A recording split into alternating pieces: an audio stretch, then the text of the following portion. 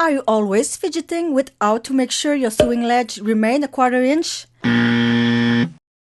Do you end up with unequal or wavy sewing line?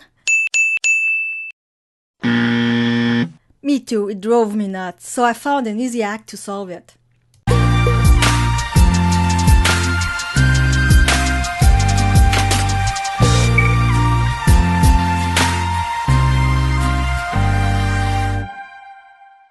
Before we enjoy this quickie together, let me present you my sponsor. For the project's free motion quilting, I use a Tiara tool from Babylock, a great mid-arm sit-down machine with a 16-inch stroke.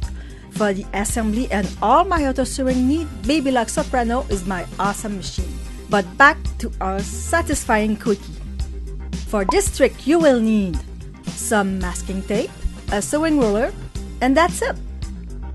Now you need to place the ruler at the right position. Pull the foot and place it so that the tip of the needle is almost at 1/4 inch, but not right on it, because you need to leave a space for the fold of the fabric. It's called a scant 1/4 inch.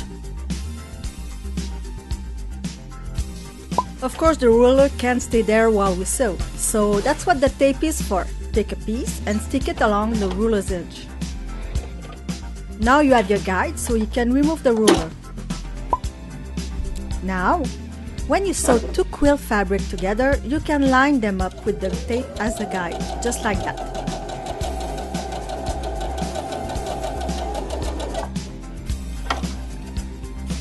And there you have it, the perfect 1/4 inch seam. Another satisfying quickie.